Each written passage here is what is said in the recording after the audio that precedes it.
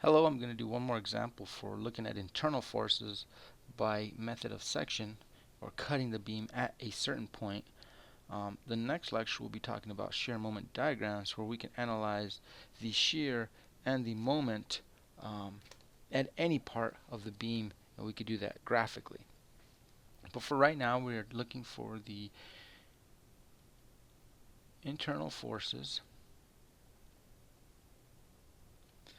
at point C, at the labeled point C right here. Okay. So again, the first thing that we were supposed to do is to draw our free body diagram and compute our reaction forces. So I will redraw my beam here.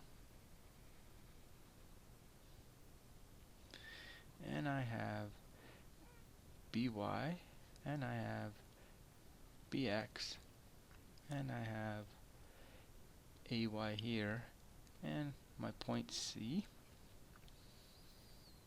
And I've got this distributed load, which is 3 kips per foot, times 6 feet, which is going to give me 18 kips. So that's my loading, and it is going to be 3 feet away from the roller at point A. And so this would continue being 4.5 feet, and this would be continue being 4.5 feet as well. So if I sum my moment about point A,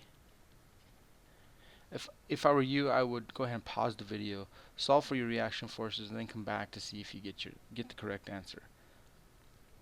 So if I sum my moment about point A, I get negative 18 kips times 3 feet. So I'm summing my moment about point A here. That is actually going positive.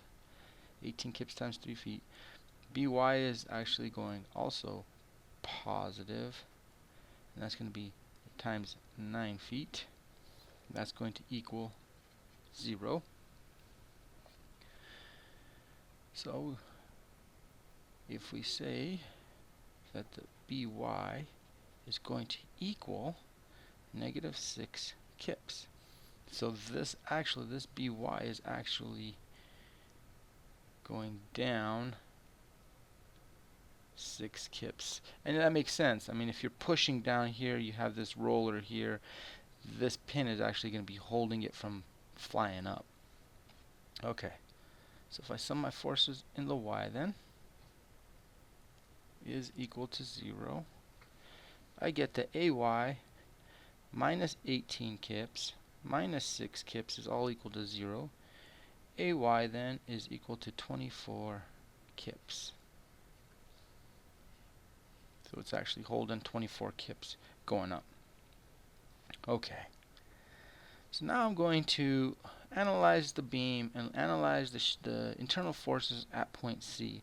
So I'm going to cut my beam here, and I'm going to look at the left-hand side here. This is the side I'm going to look at.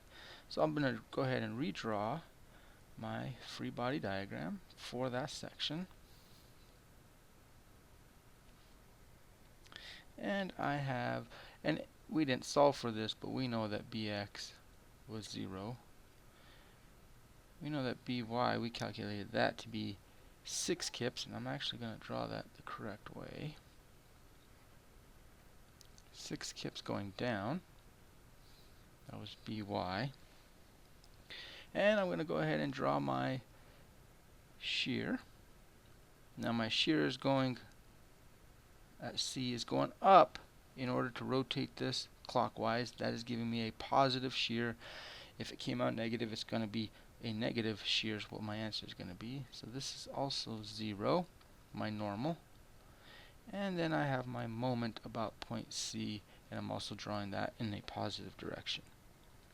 So if I sum my moment about point C is equal to 0, and I say that negative MC minus 6 kips times 4.5 feet, remember this was 4.5 feet there, is equal to 0. Moment about C then is going to be a negative 27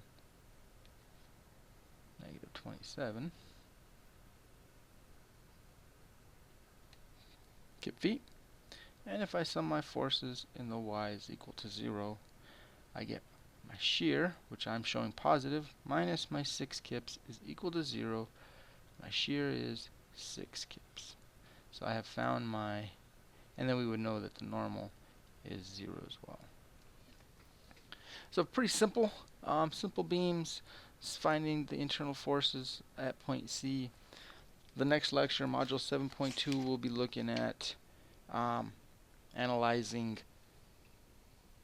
graphically a shear moment diagram, so we can look at the shear and the moment and the maximum bending moment, the maximum shear that's on a beam.